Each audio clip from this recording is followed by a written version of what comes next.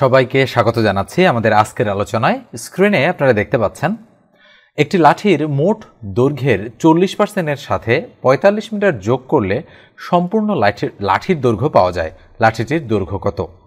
তাহলে এই প্রশ্নটাতে আমাদের কি বের করতে বলেছে বলেন তো দেখি। বের করতে বলেছে লাঠিটির দৈর্ঘ্য কত। তো যে কোনো অজানা রাশির মান আমরা কত ধরে নেই? আমরা ধরে নিলাম যে আমাদের লাঠিটির দৈর্ঘ্য হচ্ছে ইকুয়াল টু এক্স মিটার। যেহেতু মিটারে দেওয়া আছে তাহলে আমরা ধরে নিলাম যে ধরি আমাদের লাঠির দৈর্ঘ্য হচ্ছে এক্স মিটার। ঠিক আছে, এটা আমরা ধরে নিলাম। এখন কি বলা হচ্ছে, একটি লাঠির মোট দৈর্ঘ্যের, এখানে একটু বানান ভুল রয়েছে, একটি লাঠির মোট দৈর্ঘ্যের 40%-এর সাথে, আচ্ছা মোট দৈর্ঘ্য 40 মিটার, তাহলে আমরা প্রশ্ন মতে বিল্ড আপ করি। কিভাবে আমরা বিল্ড আপ করবো প্রশ্ন মতে খেয়াল করে দেখেন। আমি একটু অন্য কালার ব্যবহার করছি। বলা হচ্ছে একটি লাঠির মোট দৈর্ঘ্যের 40%, তার মানে আমরা বলতে পারি এক্স এর 40%, এটা কিন্তু মোট দৈর্ঘ্যের 40% হয়ে গেল। এর সাথে 45 মিটার যোগ করলে, আচ্ছা 45 মিটার আমরা যোগ করে দিলাম, যোগ করলে সম্পূর্ণ লাঠির দৈর্ঘ্য পাওয়া যায়। তাহলে ইকুয়াল টু কি পাওয়া গেল? সম্পূর্ণ লাঠির দৈর্ঘ্য, যেটা আমরা এক্স ধরেছি। এই যে according to the question build up করলাম বা প্রশ্ন মতে বিল্ড আপ করলাম, এটাই কিন্তু এই ধরনের অঙ্কের ট্রিক্স। ঠিক আছে, তাহলে এক্স এর 40%, তার মানে কিভাবে হবে? এক্স এর 40 মানে উপরে 40, তার নিচে 100, প্লাস হচ্ছে 45 ইকুয়াল হচ্ছে এক্স। আমি কিন্তু লাইন বাই লাইন ক্যালকুলেশন করে দিচ্ছি। 0 0 ক্রস করে দিলাম, 4 দিয়ে যদি আমরা কাটি 2 2 4 আর 5 2 10, তাহলে উপরে 2 তার নিচে 5, তাহলে এই এক্স তো উপরের সংখ্যা, তাই না? তার মানে আমরা পরের লাইনে এভাবে লিখতে পারি, উপরে 2x তার নিচে 5 ইকুয়াল, সরি এখানে প্লাস চিহ্ন রয়েছে, এই যে প্লাস 45 রয়েছে, আমরা প্লাস 45 লিখলাম ইকুয়াল টু এক্স দিয়ে দিলাম। তো এখন এক কাজ করতে পারি আমরা এখানে লসগু করতে পারি, অথবা এই এক্সকে এদিকে নিয়ে আসতে পারি। তাহলে এখানে একটু আমি ক্যালকুলেশনটা করছি, বা তাহলে এখানে কত হয়? আমাদের লসগু কিন্তু হয় 5। দেখেন এখানে, তাহলে উপরে 2x প্লাস 5 দ্বারা 45কে গুণ করলে 5 5 25, 5 হাতে কত? 2, 4 5 20 আর 2 22, তাহলে 225 ইকুয়াল এইদিকে কত? এক্স। তাহলে আমরা আর গুণ বা বজ্রগুণ করতে পারি, 1 দিয়ে এটাকে গুণ, এক্স দিয়ে এটাকে গুণ। তাহলে যদি আমরা 5 দ্বারা এক্সকে গুণ করি কত হয়? 5x ইকুয়াল 1 দ্বারা যদি 2x প্লাস 225কে আমরা গুণ করি, তাহলে যা আছে সেটাই হবে 2x প্লাস 225। ঠিক আছে, তাহলে বা এই যে 5x আছে, এই 2x এইদিকে আসলে মাইনাস হয়, তাহলে 5x থেকে 2x বাদ দিলে কত থাকবে? 3x equal to 225। তাহলে সুতরাং x ইকুয়াল টু কি হবে? 225কে আমরা কত দ্বারা ভাগ করব? 3 দ্বারা। তাহলে আমরা করতে পারি কি, 3 সাথে 21, কত থাকলো? 1, তারপর 15, 3 5 15। তার মানে আমরা বলতে পারি x এর ভ্যালু আমাদের কত আসলো বলেন তো দেখি? 75। তার মানে দাঁড়াচ্ছে গ নম্বর যে অপশনটা রয়েছে সেটাই আমাদের রাইট অপশন। তাহলে খেয়াল করে দেখেন, এই অঙ্কগুলো যারা একটু দ্রুত ক্যালকুলেশন করতে পারেন আপনারা, অর্থাৎ এই যে সমাধান টাইপের যে ক্যালকুলেশন, তারা কিন্তু 30-40 সেকেন্ডের মধ্যেই করে ফেলতে পারবেন। আর যাদের এই ক্যালকুলেশনে প্রবলেম আছে, তারা কিন্তু হচ্ছে আমার মতো একেবারে লাইন বাই লাইন খুঁটে খুঁটে আপনাদেরকে করতে হবে, তাতে কিন্তু সময় বেশি লাগবে। আপনারা শিখবেন এভাবে, কিন্তু ধীরে ধীরে ধীরে ধীরে নিজেকে আপডেট করবেন এবং খুব দ্রুত যেন ক্যালকুলেশনগুলো করতে পারেন সেই দিকটাতে আপনারা নজর রাখবেন। তো এ পর্যায়ে আমি একটু বলি, যারা আমার এই চ্যানেলে নতুন তারা অবশ্যই চ্যানেলটা সাবস্ক্রাইব করে দেবেন, আর যারা ফেসবুক পেজ থেকে মুহূর্তে ভিডিওটা দেখছেন পেজটা ফলো দিয়ে রাখবেন, আর ভিডিওটাতে একটা লাইক দিতে ভুলবেন না। এবার আমরা পরের অঙ্কে চলে যাচ্ছি। স্ক্রিনের এই অঙ্কটা দেখেন, বলা হচ্ছে বার্ষিক শতকরা 12.5% সুদে কত টাকার 4 বছরের সুদ 100 টাকা হবে? 100, 200, 300, 400, এটা সুদের একটা অঙ্ক। তো আমরা এই ধরনের অঙ্ক একটা সূত্র প্রয়োগ করে করতে পারি। সূত্রটা কি আপনাদেরকে একটু বলি। সূত্রটা হচ্ছে I ইকুয়াল PRN। নিঃসন্দেহে আপনারা ক্লাস 9-10-এ বীজগণিতে এই ধরনের সূত্র খেয়াল করেছেন যে I ইকুয়াল টু PRN। এখানে I কি? I হচ্ছে সুদ বা মুনাফা, P কি? P হচ্ছে আসল বা মূলধন, আর কি? আর হচ্ছে সুদের হার বা মুনাফার হার, আর N হচ্ছে বছর বা সময়। আমি কিন্তু বলে দিলাম। তাহলে এখানে বার্ষিক শতকরা 12.5%। আচ্ছা 12.5% মানে কত? 12.5 আমরা এটা বলতে পারি, অথবা আমরা 12 2 24 আর 1 25, বা এটাকে আমরা লিখতে পারি উপরে 25 তার নিচে কত? তার নিচে হচ্ছে 2। আমরা এটাও বলতে পারি বা এটাও বলতে পারি। তাহলে বার্ষিক শতকরা 12.5% সুদে কত টাকার 4 বছরের সুদ 100 টাকা হবে। তাহলে খেয়াল করে দেখেন তো 12.5%, তার মানে আমরা এটাকে এভাবেও বলতে পারি, এভাবেও বলতে পারি। তার মানে হচ্ছে 12.5% মানে হচ্ছে 12.5% বা 25/2%। এই বিষয়টা আপনারা শুরুতে একটু ফাইন্ড আউট করে নেবেন, কারণ এখানে এইভাবে আমরা কিন্তু অঙ্কে সরাসরি বসাবো না। তাহলে সুদে কত টাকার তার মানে কি বলেছে, আসলটা মানে মূলধনটা জানতে চাচ্ছে। 4 বছরের সুদ 100 টাকা হবে। আচ্ছা, সুদ 100 টাকা, তার মানে কার মান? আয়ের মান। বসাই দিলাম আমি আয়ের মান 100 ইকুয়াল টু পি এর মান তো বের করতে হবে, গুণন আর এর মান কত? 12.5%। আচ্ছা, 12.5% মানে কি? 12.5 ভাগ হচ্ছে কত? 100। যেহেতু পার্সেন্ট আছে এই জন্য নিচে 100 হলো, ইন্টু কত বছর? 4 বছর, তাহলে এন এর মান হচ্ছে 4। এইভাবে আমরা ক্যালকুলেশনটা করব। তাহলে আমরা যদি কাটাকাটি করি তাহলে খেয়াল করে দেখেন 4 25 125। তাহলে আমরা একটু ফ্রেশ করে লিখি, এপারে আছে 100 ইকুয়াল উপরে হচ্ছে পি ইন্টু 12.5 ভাগ কত? ভাগ হচ্ছে 25। এখন আমরা যদি আর গুণ বা বজ্রগুণ করি, বলেন তো দেখি, এটার নিচে 1 আছে, তাহলে 100 দ্বারা 25কে গুণ আর পি গুণন 12.5। তাহলে বা আমরা এখানে কি লিখতে পারি? তাহলে পি ইন্টু 12.5 মানে 12.5 ইকুয়াল টু 100 গুণন 25। আমরা এটা লিখতে পারি 100 গুণন হচ্ছে 25। আচ্ছা, তাহলে বা পি এর মান বের করতে হবে। তাহলে 12.25 নিচে চলে যাচ্ছে, তাহলে উপরে 100 গুণন 25 আর তার নিচে কত? তার নিচে হচ্ছে 12.5। তাহলে আমরা করতে পারি কি, দশমিক তুলে দিয়ে উপরে একটা 1 নিতে পারি। আর যেহেতু এখানে দুইটা ঘর আছে, যেহেতু এখানে একটা ঘর আছে দশমিকের পর, তাই আমরা একটা শূন্য দিতে পারি। তাহলে এখন আমরা কাটাকাটি করব। 25 দ্বারা 125কে কাটলে 5 25 125, 5 দ্বারা যদি আমরা 10কে কাটি 5 দুগুণ 10, তাহলে 2 দ্বারা 100কে গুণ করলে কত হয়? সুতরাং পি ইকুয়াল টু 100 দুগুণ 200। তাহলে নিঃসন্দেহে আমরা বলতে পারি খ নম্বর যে অপশনটা আছে সেটা আমাদের রাইট অপশন। তো এইভাবে আপনাদের কিন্তু অঙ্কগুলো করতে হবে। তো দেখেন এখানে কিন্তু দশমিক থাকার কারণে, যেহেতু পরীক্ষার হলে ক্যালকুলেটর ব্যবহার করা নিষিদ্ধ, সেই জন্য আমি কিন্তু এইভাবে আপনাদের অঙ্কগুলো হচ্ছে লাইন বাই লাইন ক্যালকুলেশন করে দিই। এবার আমি পরেরটাতে চলে যাচ্ছি। স্ক্রিনের এই অঙ্কটা দেখেন, বলা হচ্ছে 18 ইন্টু এক্স প্লাস ওয়াই তার উপর কিউব, কমা 24 ইন্টু এক্স প্লাস ওয়াই তার উপর হোল স্কোয়ার এবং 32 into x square minus y square এর গসাগু কোনটি? এটা 18তম শিক্ষক নিবন্ধন পরীক্ষায় স্কুল পর্যায়ে এসেছিল। তো আমি যদি অঙ্কটা করি তাহলে প্রথম রাশি, দ্বিতীয় রাশি এবং তৃতীয় রাশি, এই তিনটা আলাদা আলাদা রাশি আমাকে লিখতে হবে। তো আমি একটু এখানে লিখছি প্রথম রাশি। আচ্ছা, প্রথম রাশিতে কি আছে?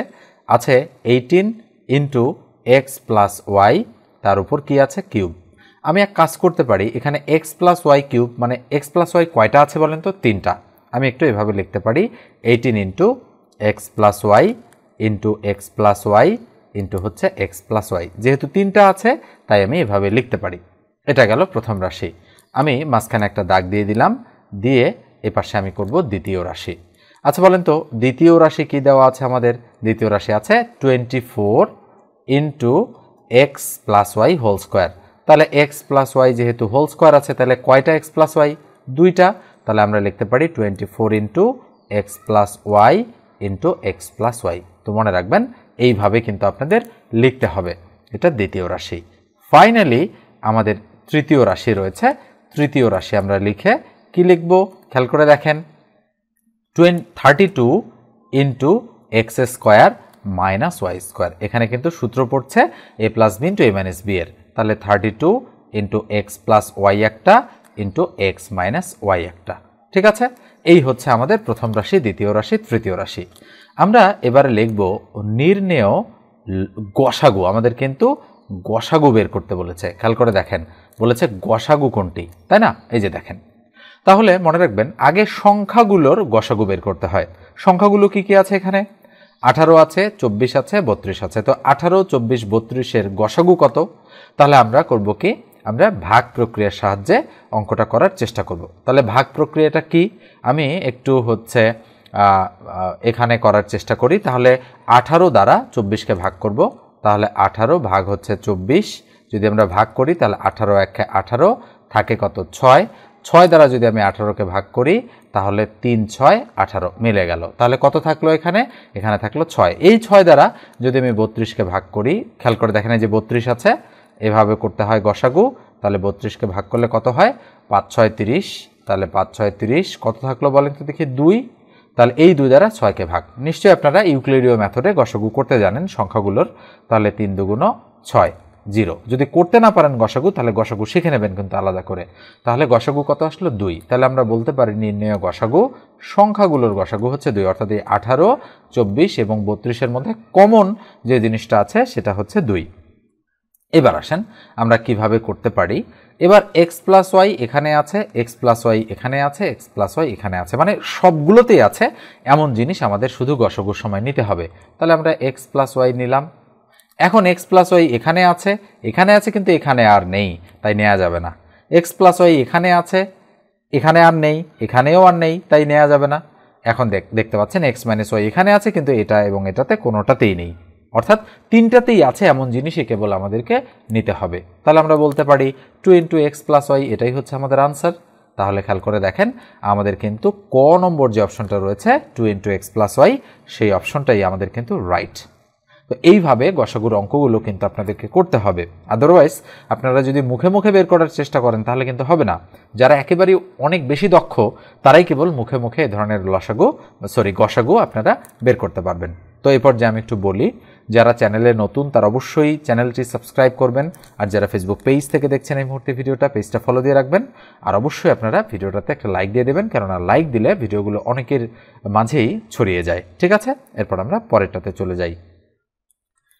স্ক্রিনের এই অঙ্কটা দেখেন, বলা হচ্ছে x to the power p minus q, তার উপরে রয়েছে p প্লাস কিউ ইন্টু একইভাবে x এর পাওয়ার হিসেবে এরকম জিনিসই দেওয়া রয়েছে, বলা হচ্ছে কত, অর্থাৎ এটার মান আমাদেরকে বের করতে হবে। তো আমরা অঙ্কটা শুরুতে তুলব, x টু দি পাওয়ার কি আছে p minus Q, to the power আছে p প্লাস কিউ।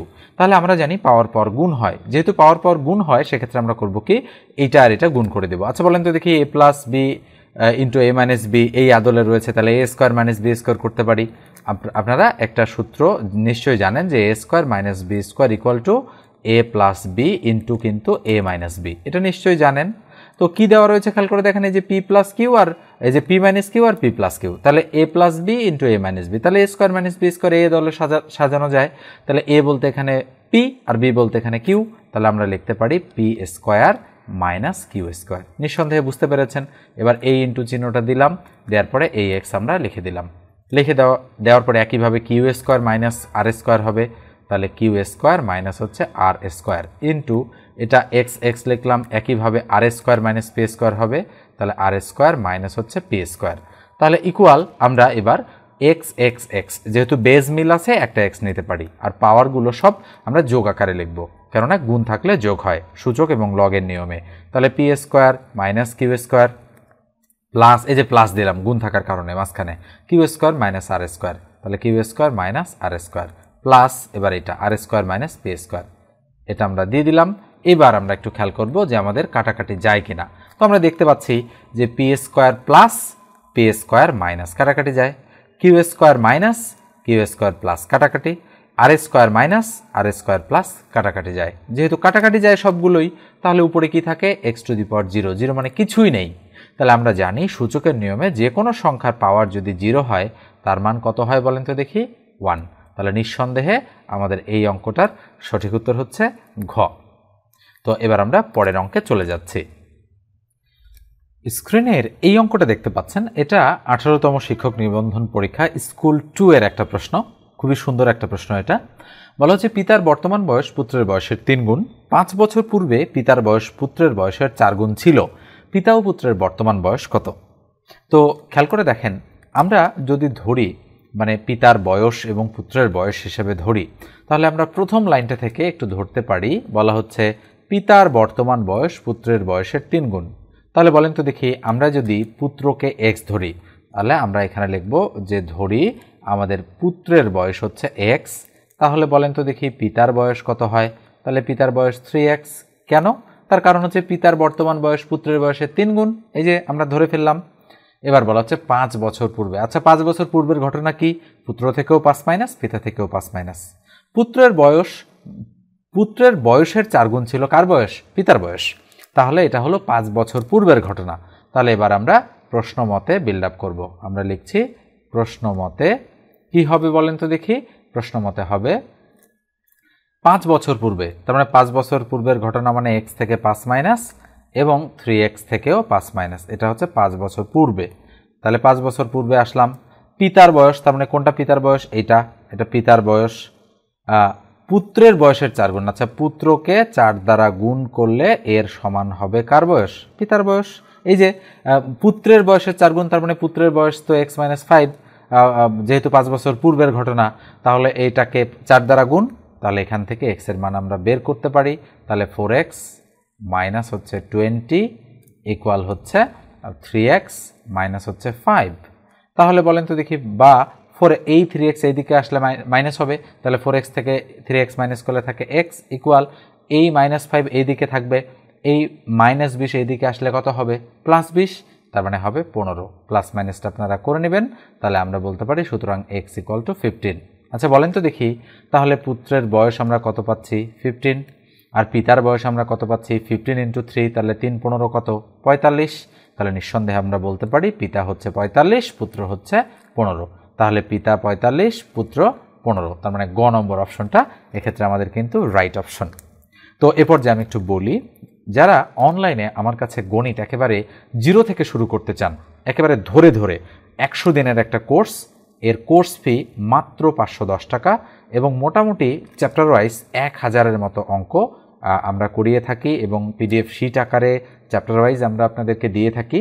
যদি এই কোর্সে আপনারা জয়েন করতে চান তাহলে অবশ্যই 01642702760 এই নাম্বারে আমার সঙ্গে হোয়াটসঅ্যাপে, ইমোতে অথবা নর্মাল কলে যোগাযোগ করবেন। ক্লাস হবে জুম অ্যাপে লাইভ ক্লাস, 40 থেকে 50টি লাইভ ক্লাস হবে সর্বমোট। এই 510 টাকা কোর্স ফির মধ্যেই আপনারা শিট পাবেন, সেই লাইভ ক্লাসগুলো পাবেন, পাশাপাশি লাইভ ক্লাসগুলো ফেসবুকের রেকর্ড অবস্থায় থাকবে। তো এরপর আমরা পরের অঙ্কে চলে যাচ্ছি। স্ক্রিনের এই অঙ্কটা দেখেন, x ভাগ y এর সাথে কত যোগ করলে যোগফল x ইন্টু 1 প্লাস y ভাগ y হয়।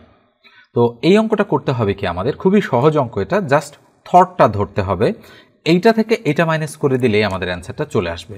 আমি একটু আরও ক্লিয়ার করব, এখন অঙ্কটাকে আমি করে দেই। তাহলে x ইন্টু 1 প্লাস y ভাগ হচ্ছে y মাইনাস কি? মাইনাস হচ্ছে x ভাগ y। তাহলে আমাদের এখানে লসাগু কত হয়? লসাগু হয় y, তাহলে উপরে যা আছে এটা মাইনাস এটা তাই হবে। তাহলে আমরা বলতে পারি x প্লাস xy, এটা দ্বারা আমরা এটাকে গুণ করে দিলাম, মাইনাস কি হবে? মাইনাস হবে x। তাহলে x আর x ক্রস হচ্ছে, ক্রস হয়ে কি থাকতেছে? উপরে xy, তার নিচে থাকতেছে y, তাহলে y ক্রস হচ্ছে, ক্রস হলে কি থাকে? শুধু x। তার মানে আমরা কি বলতে পারি? আমাদের সঠিক উত্তর হচ্ছে এই ক নম্বর অপশনটা। এখন আমি একটু আপনাদেরকে ক্লিয়ার করি যে কেন এরকমভাবে আমরা মাইনাস করলাম। অঙ্কটাতে আপনারা একটু দেখেন ভালো করে, খেয়াল করে বলা হচ্ছে x ভাগ y এর সাথে কত যোগ করলে যোগফল এটা হবে আমাদের। তো এখন আমরা যদি আনুমানিক একটা সংখ্যা ধরে নিই, ধরলাম আমি আপনাদেরকে বলছি যে 10 এর সাথে কত যোগ করলে যোগফল 12 হয়। আপনারা জাস্ট এই জিনিসটার জায়গায় 10 কল্পনা করেন আর এই পুরো জিনিসটার জায়গায় 12 কল্পনা করেন। তাহলে 10 এর সাথে কত যোগ করলে যোগফল 12 হয়? আপনারা বলবেন 2 যোগ করলে। এখন কিভাবে বের করলেন? নিঃসন্দেহে আপনারা 12 থেকে যদি 10 মাইনাস করতে পারেন তাহলে আপনাদের ফলাফলটা চলে আসবে। তদ্রূপ আমি কি করেছি, এই যে জিনিসটা আছে এই জিনিসটা বসিয়েছি, মাঝখানে মাইনাস চিহ্ন দিয়ে এটা বসিয়েছি, অর্থাৎ এটা থেকে এটা মাইনাস করলে যেটা হবে সেটাই হবে আমাদের উত্তর। তাহলে দেখেন এই অঙ্কটা কিন্তু তারা তৈরি করে দিয়েছে, অর্থাৎ এরকম একটা অঙ্ক ছিল, জাস্ট এই জায়গাটাতে তারা একটু চেঞ্জ করে দিয়েছে। এইভাবেই কিন্তু প্রশ্নগুলো তৈরি করা হয়। আসলে সম্ভবত এই ধরনের অঙ্ক একটা বিশেষ পরীক্ষায় এসেছে, জাস্ট এই জায়গার জিনিসটা চেঞ্জ করে তারা নিবন্ধন পরীক্ষায় স্কুল 2-তে এই অঙ্কটা দিয়ে দিয়েছে। তো এই জন্য আমি বলি যে শিক্ষক নিবন্ধনের প্রস্তুতি আপনাদের হয়ে যাবে যদি আপনারা বিসিএস প্রিলিমিনারির প্রশ্নগুলো পড়তে পারেন, প্রাইমারি প্রশ্নগুলো পড়তে পারেন, নিবন্ধনের পূর্বের সালের প্রশ্নগুলো পড়তে পারেন, পাশাপাশি পিএসসি এর বিভিন্ন যে পরীক্ষাগুলো হয় সাম্প্রতিক সময়ে সেই পরীক্ষাগুলোর প্রশ্ন আপনারা যদি সলিউশন করতে পারেন তাহলে অনায়াসেই শুধু অঙ্ক না, বাংলা, ইংরেজি, সাধারণ জ্ঞান যে কোনো বিষয়ে আপনারা দক্ষতা অর্জন করতে পারবেন এবং প্রচুর পরিমাণে কিন্তু রিপিট প্রশ্ন আসে। ঠিক আছে, এরপর আমরা পরের অঙ্কে চলে যাচ্ছি। স্ক্রিনের এই অঙ্কটা দেখেন, বলা হচ্ছে কোনো ত্রিভুজের 3টি বাহুকে বর্ধিত করলে উৎপন্ন বহিস্থ কোণ 3টির সমষ্টি কত হবে। সম্ভাব্য 4টা উত্তর রয়েছে, 180 ডিগ্রি, 270 ডিগ্রি, 360 ডিগ্রি, 580 ডিগ্রি। তো আপনারা যদি এই অঙ্কটা করতে চান তাহলে শুরুতেই একটা ত্রিভুজ আপনাদেরকে অঙ্কন করতে হবে। তো আমি একটা ত্রিভুজ অঙ্কন করছি। স্ক্রিনে আপনারা একটা ত্রিভুজ দেখতে পাচ্ছেন। আমি আনুমানিক একটা ত্রিভুজ অঙ্কন করেছি। আমি ধরলাম এটাকে এ, এটাকে ধরলাম আমি বি এবং এটাকে আমি ধরলাম সি। এবিসি একটা ত্রিভুজ। এই ত্রিভুজের আচ্ছা বলেন তো দেখি, এই ত্রিভুজের 3 কোণের সমষ্টি কত ডিগ্রি? 180 ডিগ্রি। আমি যদি বলি এটা 60 ডিগ্রি, তাহলে এটাও 60, এটাও 60 আমি বলতে পারি, কেননা 3 6 18 180 ডিগ্রি। এটাকে যদি আমি বলি 100 ডিগ্রি, এই দুটো হচ্ছে তাহলে 40 40 80 ডিগ্রি, এভাবেই হবে। তো আমরা হিসাবে সুবিধার্থে এটাকেও 60 ডিগ্রি ধরে নিলাম, এটাকেও 60 ডিগ্রি ধরে নিলাম এবং এটাকেও আমি 60 ডিগ্রি ধরে নিলাম। তাহলে 3 6 18 তার মানে 180 ডিগ্রি। ঠিক আছে। তো এখন আসেন, এই যে ত্রিভুজটা বলা হচ্ছে কোন ত্রিভুজের 3টি বাহুকে বর্ধিত করলে। আচ্ছা বর্ধিত করা মানে কি? এই এসি বাহুকে যদি আমি বর্ধিত করি তাহলে বাহুটা আমার কিরকম হয়ে যাবে বলেন তো দেখি। বর্ধিত করলে বাহুটা এখান থেকে এই দিকে বর্ধিত হয়ে গেল, এটা এসি বাহু। এবার আসেন, আমি যদি এবার হচ্ছে বিসি বাহুকে বর্ধিত করি তাহলে কিন্তু বিসি বাহুটা এখান থেকে শুরু করে এই দিকে বর্ধিত হয়ে গেল, মানে সিবি এই দিকে বর্ধিত।